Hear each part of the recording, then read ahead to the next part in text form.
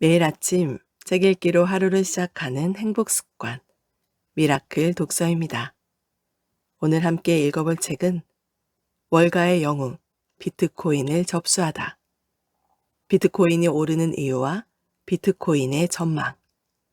신의 두뇌 지음, 국일증권 경제연구소에서 펴낸 책입니다. 머릿말, 코로나 팬데믹으로 비트코인 부활하다. 여러분이 2021년 초 이후에 이 책을 보고 있다면 이미 비트코인이 많이 오른 상태로 언론이나 사람들 입에 오르내린 이유일 것이라 생각한다. 2018년 초에 한국 증권시장이 대하락을 겪은 것처럼 비트코인도 같은 시기에 대하락을 겪었다. 이후 상당히 부정적인 의견을 피력하는 사람들이 있었다는 사실은 여러분도 알고 있을 것이다.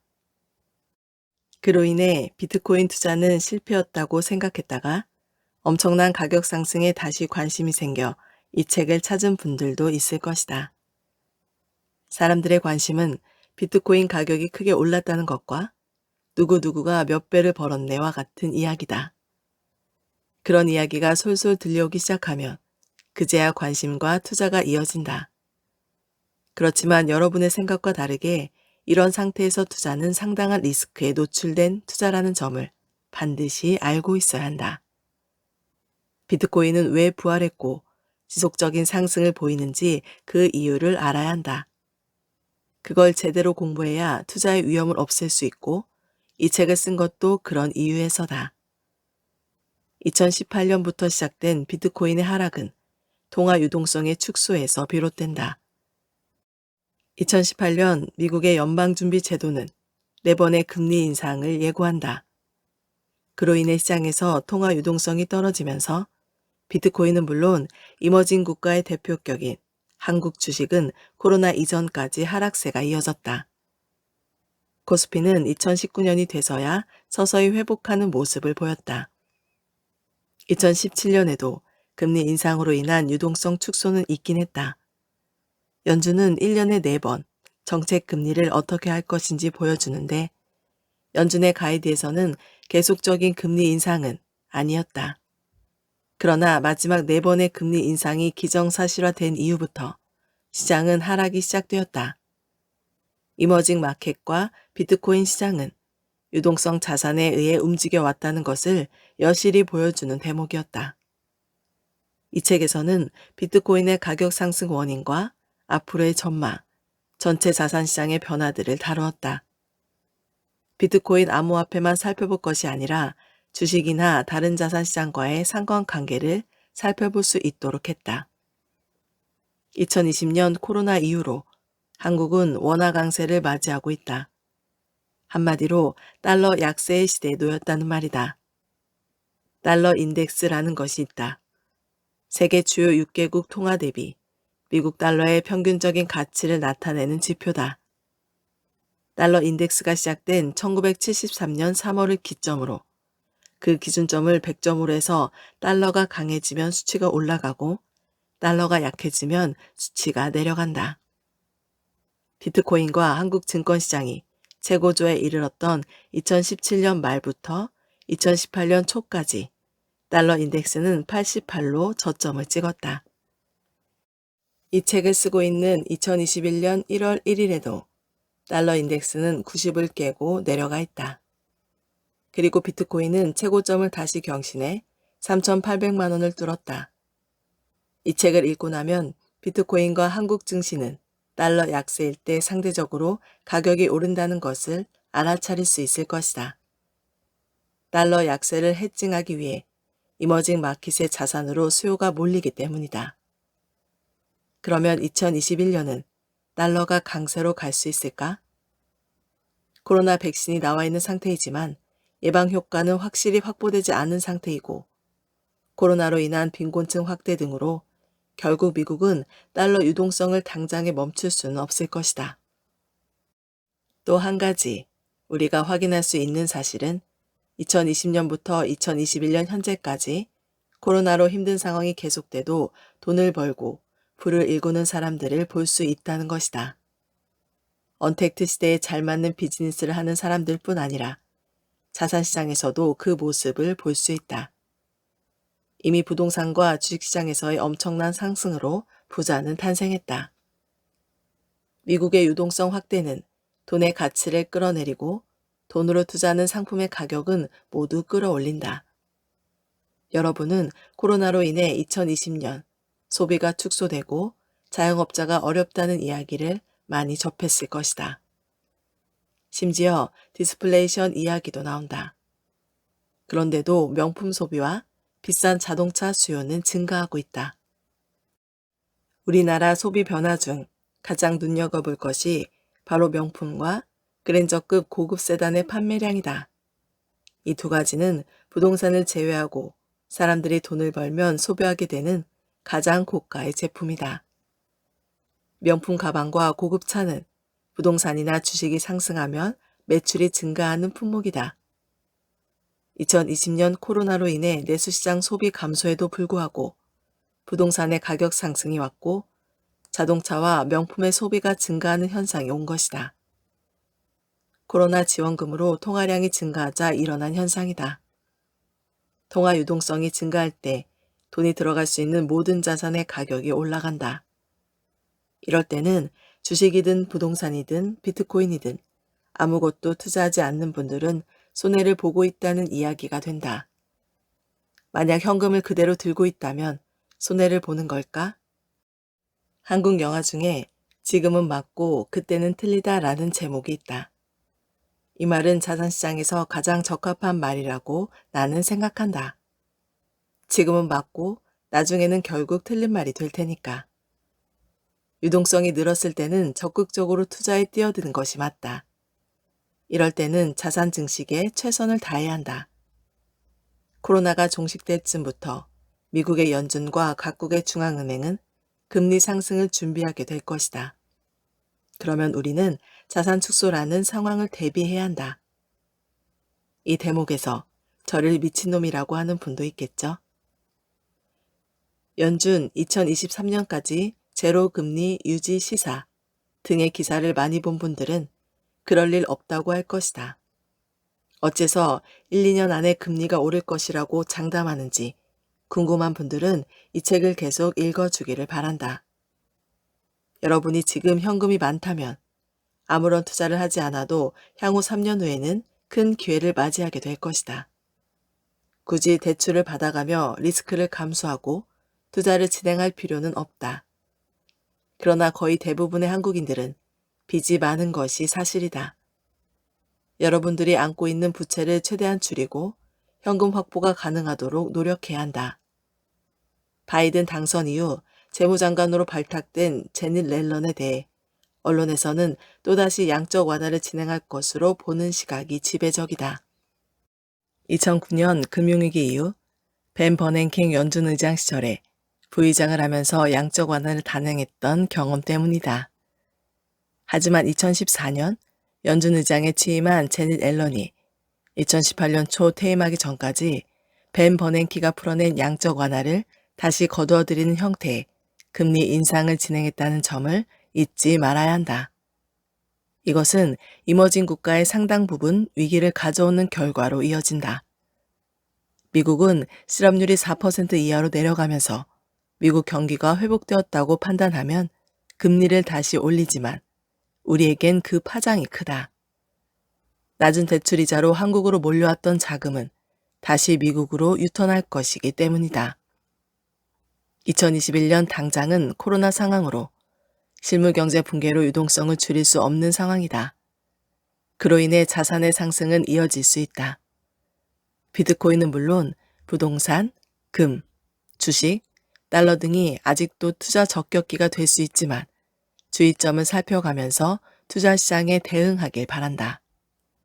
신의 두뇌 6장 비트코인 현명하게 투자하기 1. 비트코인은 암호화폐 기축이다. 미국 경제의 힘은 달러에서 나온다는 말이 있다. 달러는 기축 통화이기 때문에 실물 경제와 금융시장을 이끌고 있다. 급변하는 위기 상황에서 안전하게 자산을 운용할 수 있는 방법은 달러를 보유하는 것이다. 디지털 자산인 암호화폐 시장에서도 마찬가지다. 암호화폐 시장의 기축 통화는 비트코인이다. 그 외 나머지 코인은 알트코인이라는 이름으로 부른다. 글로벌 경제에서 미국 달러가 기축 통화로 쓰이면서 무제한 통화 스와프로 연결된 유로화와 엔화가 보조적인 제2기축 통화로 쓰이는 것처럼 암호화폐 시장에서 비트코인은 기축 통화이며 이더리움은 제2기축 통화로 인식된다. 2009년 1월 3일에 처음 발행된 비트코인은 중앙은행이나 금융기관에 개입하지 않고 개인 간 P2P에 빠르고 안전한 거래를 위해 태어난 것이며 정부나 중앙은행이 원하면 더 찍어낼 수 있는 기존의 화폐와 달리 최대 발행량이 100년간 2100만 개로 한정돼 있다.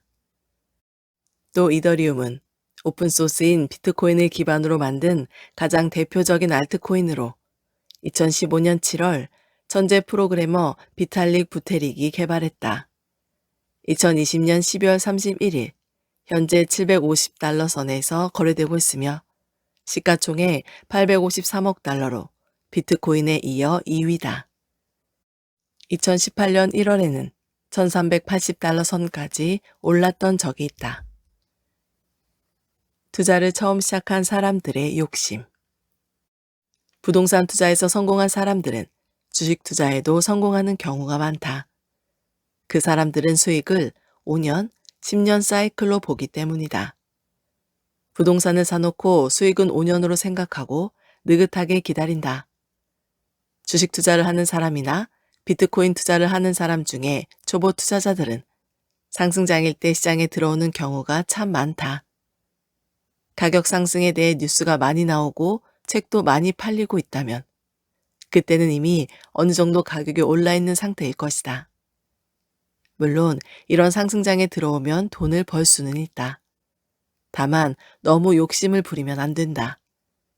다른 사람들이 이미 10배 수익을 얻었으니 자신도 10배 수익을 얻을 것이라고 생각하면 불행의 시작이 된다. 상승장에서 10배, 100배 수익을 얻었다는 사람들은 매수한 시점이 다르다. 가격이 낮을 때 이미 투자하고 있다가 상승장에 매도하고 수익을 얻은 것이기 때문에 상승장에 들어온 투자자가 이들과 똑같은 목표를 잡으면 안 된다. 때에 따라 2배 또는 30% 이런 식으로 목표를 낮게 잡고 만족해야 한다. 그런데 상승장에서는 많은 초보 투자자들이 더 상승할 것이라고 꿈꾸면서 일명 존버를 한다. 그러고 나서 얼마 안 가 연준에서 금리를 올릴 것이라는 언급이 나오거나 경기 규모 축소 같은 가격 하락을 일으킬 만한 분위기로 전환되면 끝도 없이 추락하는 그래프를 보며 난리가 나는 것이다. 대출받은 돈만 아니라면 비트코인이 정식으로 제도권 안으로 들어갈 때까지 잊어버린다 생각하고 묻어둘 수 있을 것이다. 아니면 뒤늦게라도 분위기를 감지하고 빨리 발을 빼면 괜찮은데 대부분의 초보 투자자들은 그게 안 된다. 비트코인 등 암호화폐에 투자하면서 경제 뉴스도 안 보고 공부도 안 하려는 사람이 유독 많다는 건 참으로 안타까운 일이다. 그런데 돈과 관련해서 경제와 연동이 안 되는 건 없다. 암호화폐는 새로운 자산 시장이라서 어떻게 공부해야 할지 가이드가 없어서 난감한 점도 있을 것이다. 반면 주식 투자를 하는 사람들은 경제 이해도가 높은 경우가 많다. 주식 투자에서는 축적된 데이터를 가지고 금리 등 경제 얘기를 한다.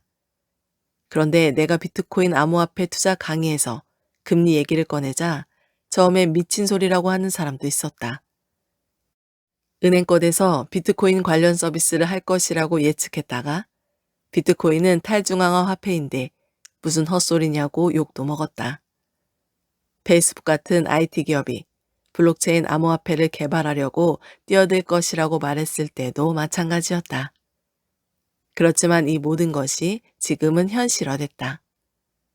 암호화폐 시장이 아직은 작기 때문에 정립된 정설이 있다고 보기 힘들다. 따라서 경제 공부를 많이 하면서 투자에 임해야 한다. 심리적으로 휩쓸리지 않는 분할 투자법.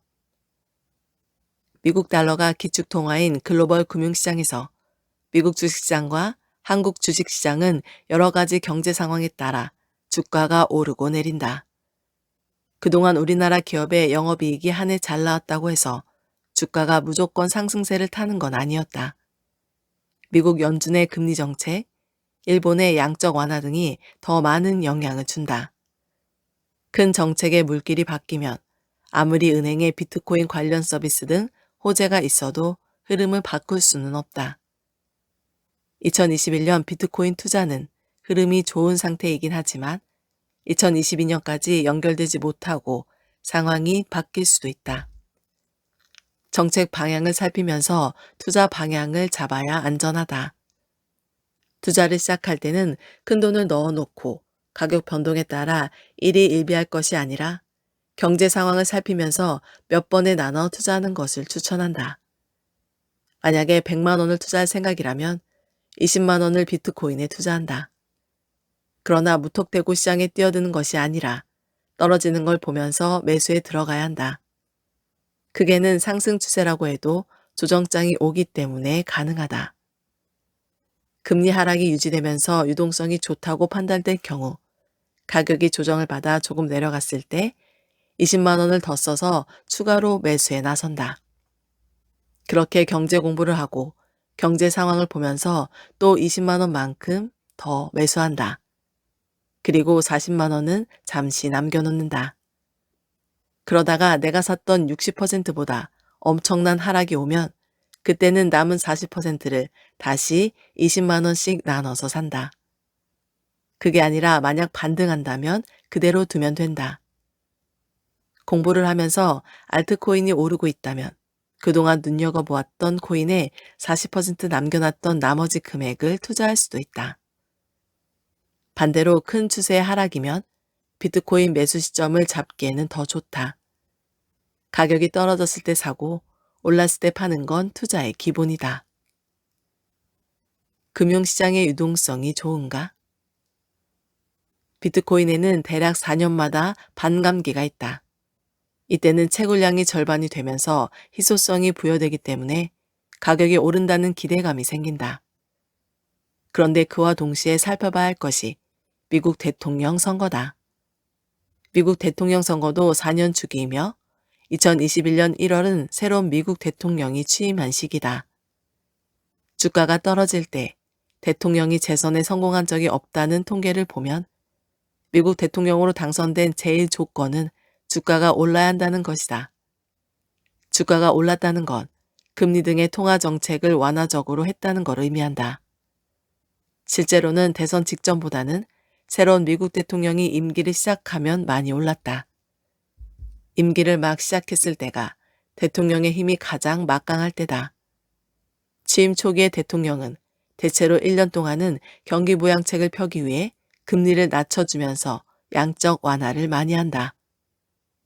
비트코인 반감기 다음 연도는 항상 미국 대통령 선거 후 임기가 시작되는 해였다. 따라서 비트코인은 물론 전체 자산시장의 유동성이 늘어나는 해가 된다. 특히 미국에서 민주당이 당선됐을 때 미국 주식 상승률이 대단히 높다. 직접적으로 금리를 낮춰서 시장의 통화량을 조정하는 것보다는 인프라 설비 투자를 많이 하기 때문이다. 일자리 창출이 늘어나고 실물 경제가 좋아질 것이라고 기대하게 된다. 근원적인 곳부터 가격 수요가 오를 수 있다고 판단해 시장 전체가 좋아지는 현상이 나오는 것이다. 2020년 대선에서도 민주당의 바이든이 공화당의 트럼프보다 부양책 규모가 셌고 리스크 투자를 결정하기도 어렵지 않았다.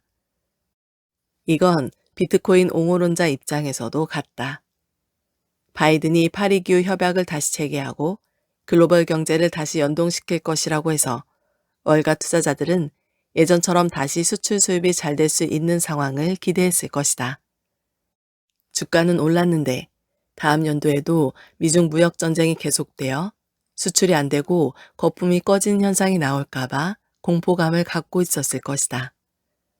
바이든이 당선되면서 앞으로 주가는 더 올라갈 수 있는 준비를 갖췄다. 물론 비트코인 시장도 마찬가지다. 2. 초보 투자자들이 많이 하는 질문과 비트코인 투자 성공 사례. 1. 비트코인은 어떻게 얻을 수 있나요? 비트코인은 일종의 암호를 풀어 공증하는 과정인 채굴을 통해서 획득하거나 돈으로 사야 한다. 초기와 달리 지금의 채굴은 비트메인, 카나안 같은 대규모 채굴장을 운영하는 회사들이 다량 채굴을 하는 경우가 대부분이다. 또는 이들이 판매하는 채굴기를 통해서 비트코인을 채굴할 수 있다. 그러나 개인 채굴은 워낙에 많은 시설비와 관리 부지가 필요하기 때문에 쉽지 않다. 개인 투자자들은 그래서 대부분 거래를 통해 매입을 진행한다. 2. 비트코인은 언제 사야 하나요? 비트코인 투자를 원해서 이 책을 보고 있다면 비트코인은 2020년 가격 상승을 거쳐 상당히 높은 금액을 형성하고 있을 것이다. 그러나 여전히 상승장이 대세라면 구매 시기는 맞다.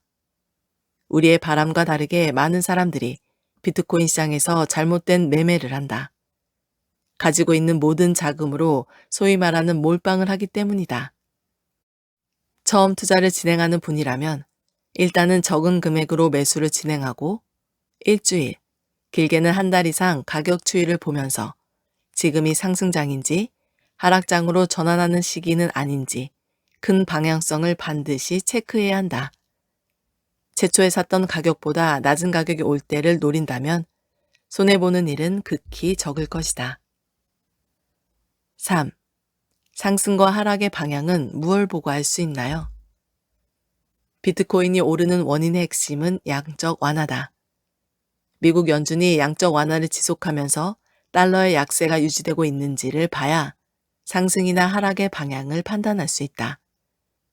달러 인덱스가 90 초반이나 그 밑으로 내려간다면 비트코인은 아직 상승 여력이 있다. 그러나 만약 달러 인덱스가 100을 향해 간다면 위험하다. 또한 이머징 마켓의 동향을 보고도 판단할 수 있다. 한국, 베트남 등에서 주식시장이 빠지기 시작하면 비트코인도 상당한 위험에 노출된다는 것을 알아야 한다. 비트코인 시장은 아직 초기 단계의 자산시장이라서 이머징 마켓에서 자금이 빠져나가면 동조 현상을 보인다. 비트코인 시장 참여자들은 이런 점들을 보면서 대응한다면 좋은 포지션을 점유할 수 있다. 4. 2017년 비트코인 상승은 버블이 아니었나요? 이 질문은 언론사 인터뷰 요청에서 가장 많이 들었던 질문이다. 이에 대한 나의 대답은 항상 같다. 기간 투자가 없는 버블은 버블이 아니라는 것이다. 역사적으로 버블이라고 부르는 것들이 있다. 1997년의 IMF 외환위기, 2008년 서브프라임 모기지 사태, 1990년 이후 일본의 잃어버린 30년. 이것들은 모두 금융을 주도하는 은행, 증권사, 보험사 등이 관련된 일들이다. 그러나 2017년의 비트코인은 개인 투자자들의 마켓이었다. 이때 상승은 주로 중국, 한국의 개인 투자자들이 일으킨 상승이었다. 글로벌 버블이라고 부를 수 있을 만큼의 시장 규모도 아니었을 뿐 아니라 기간 투자도 없었다. 5. 비트코인 가격은 얼마까지 예상하나요? 비트코인 가격은 1차로 1억 원까지 상승할 것으로 보고 있다. 바이든이 미국 대통령 당선 후 재무부 장관으로 제닛 옐런을 지목했는데 이것은 대규모 부양책과 시장의 유동성을 예고하는 것으로 전문가들은 받아들이고 있다. 최소한 2021년 상반기는 자금의 여력이 시장에 존재한다고 본다. 작은 시장의 부침은 있겠지만 우상향을 기록할 확률이 높다. 1억 원까지 상승한 이후의 방향성은 각국 정부가 얼마나 비트코인 시장을 받아들이느냐에 따라 달라질 것이라고 본다. 6. 비트코인, 이더리움 이외의 알트코인은 오르지 않나요? 비트코인이 상승한 후에는 알트코인이 반드시 올라간다. 그러나 시기에 문제가 있다. 2021년 3월 25일부터 일명 특금법이 시행된다. 이때부터는 잡코인이라고 불리는 여러 코인들이 사라지거나 거래소도 사라질 수가 있다. 이런 환경은 알트코인에 투자하기 상당히 껄끄러운 조건이다. 이런 이슈들이 사그라드는 시점을 기다렸다가 투자에 들어가는 것이 좋다. 어느 시점부터는 다시 2017년의 시장과 같은 시즌을 맞이할 것이다. 모든 자산 시장의 끝에는 가장 리스크가 큰 자산이 있다. 비트코인 시장 안에서도 위험 자산에 해당하는 알트코인들이 있다. 결국 마지막에는 이러한 위험 자산들이 오를 것이고 비트코인이나 이더리움보다 훨씬 더 큰 상승률을 기록하게 될 것이다. 이러한 흐름이 지나가고 나면 우리는 비트코인 시장에서의 투자 비중을 줄이고 하락장에 대비해야 할 것이다. 7. 투자 성공 사례 1. A다. 투자 사례를 언급하는 것은 늘 조심스러운 일이다. 투기를 조장하는 것으로 보일 수 있기 때문이다. 하지만 성공 투자의 간접 체험을 원하는 독자들을 위해 몇 가지 소개한다. 나는 유튜브 방송을 하기 전에는 네이버 카페를 운영했고 카페에는 활발히 글이 올라오곤 했다. 아직도 그 카페에서는 투자 성공 사례 글을 볼 수 있다. 에이다라는 코인이 아직 한국 시장에 진입하기 전이었다. 정확히 2017년 추석쯤으로 기억한다. 비트렉스라는 미국 거래소에 에이다가 상장되었는데 분석해보니 상당히 성장성이 있다고 판단됐다.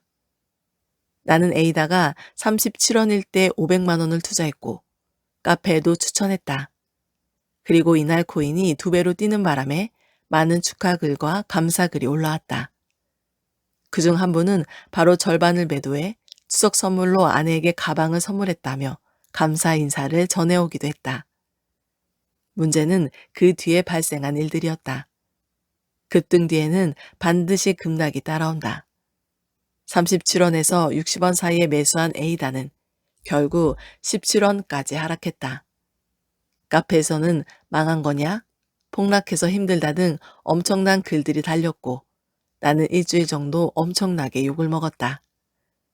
그러나 결국 2017년은 상승장 흐름이 이어졌고 그 가격은 금방 회복했다.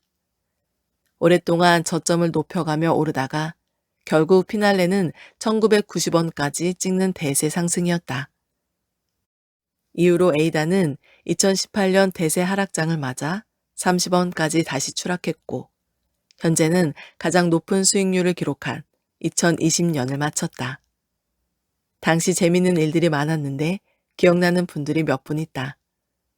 카페에서 활동하던 분들 중에 친구 2명이 1억 원씩 투자한 분이 있었다. 바로 그날로 2억 원이 되었지만 팔지 않았고 다시 투자금은 5천만 원으로 반토막이 되었다. 하지만 결국 투자금은 20억 원이 되었고 매도를 끝낸 뒤 만나서 저녁 식사를 한 적이 있다. 이분들은 이민을 준비한다고 했는데 실제로 이민을 갔는지는 모르겠다.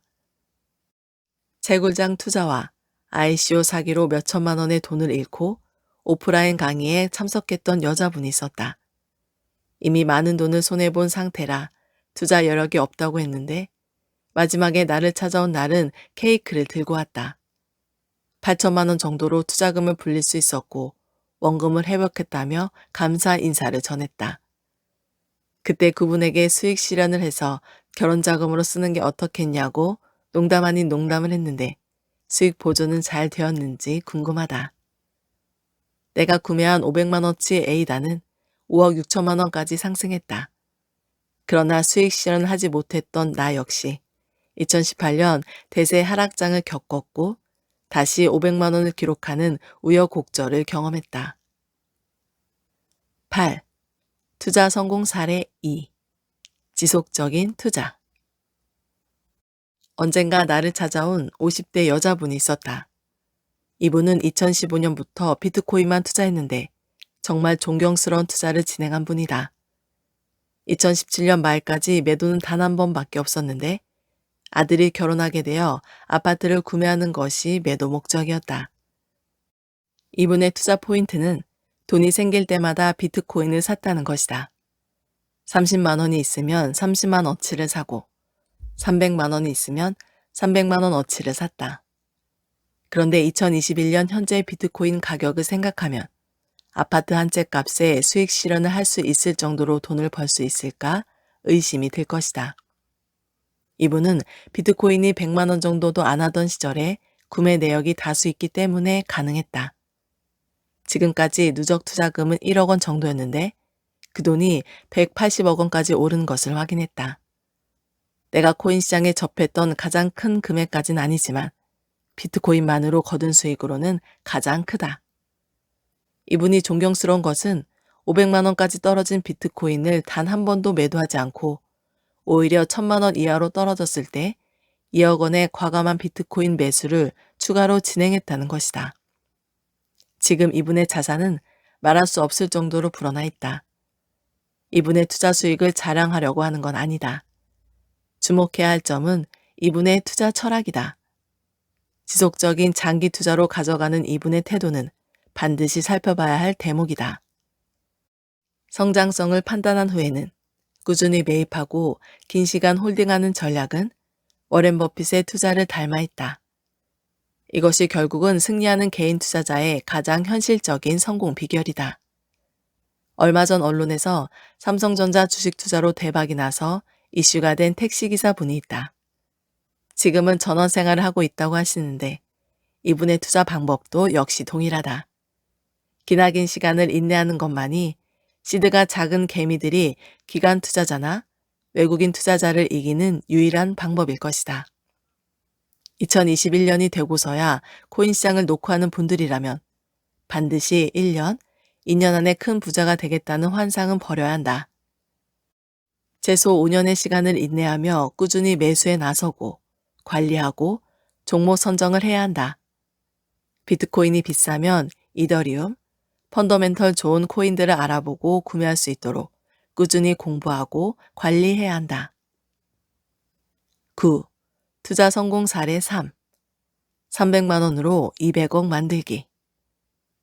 마지막으로 기억에 남는 투자자를 한 분 더 이야기하면 연세가 지긋한 탓인지 거래소 이용도 잘 못하시던 분이었다. 그런데 이분을 기억하는 이유는 최고의 수익률 덕분인 듯 싶다. 300만 원 정도 투자해 200억 원의 성공 신화를 만들었다. 처음에 지인의 권유로 투자를 진행했던 이분은 자신도 모르는 사이에 수익이 올랐다고 해서 확인해 보니 10억 원이 넘어 있었다고 한다. 2017년에 폭등장에서는 200억 원까지 올라 내 강의를 듣는 오랜 회원분들에게는 유명한 분이었다. 이분을 소개하는 이유는 바로 리스크를 감내한 투자 사례이기 때문이다. 대부분의 사람들은 만약 1억 원으로 비트코인을 매수했다면 엄청난 변동성 상황에서는 견디지 못하고 손절하거나 익절하려는 모습을 보인다. 그러나 대부분의 대박 성공 사례는 오랜 기간 투자했거나 자신의 인생에서 큰 영향을 주지 않는 선에서 투자했던 경우다. 40대 투자자를 기준으로 이야기하면 투자금이 200만 원에서 500만 원이라면 사실 매수 매도를 하면서 그렇게까지 조바심을 느끼지 않는 금액이다. 투자한 사실조차 잊고 지낼 만큼 신경 쓰지 않아도 되는 금액일 수도 있다. 그러나 큰 금액을 투자했을 경우에는 그럴 수가 없다. 매일 초조해 하다가 이를 그르치기 쉽다. 대박은 집중 관리하지 않는 종목에서 나온다는 말이 있을 정도이다. 내 자산 중에서 내가 리스크를 감내하는 양만큼 수익을 얻을 수 있다는 말이다. 이 사실은 우리에게 많은 시사점을 준다. 리스크가 큰 투자를 할 때는 절대 큰 금액의 승부를 걸지 말라는 것이다. 위험 투자는 0을 향해 갈 수도 있다. 오히려 반대로 200만 원이 200억 원이 될 수도 있다. 어차피 큰 투자금에서 큰 수익이 나는 것이 아니라면 리스크가 클수록 금액을 늘릴 필요가 없다는 것이다. 대세 상승장이었던 2017년에 투자 대박이 났던 사례들도 투자금은 거의 1000만 원 아래에 있었다. 투자자가 리스크를 감내할 수 있는 수준에서만 나왔다는 이야기다. 이 점을 잘 돌이켜 본다면 이 책을 읽는 분들도 투자하는 큰 기쁨을 경험할 수 있으리라 생각한다. 오늘 미라클 독서는 여기까지 읽도록 하겠습니다. 오늘도 감사합니다.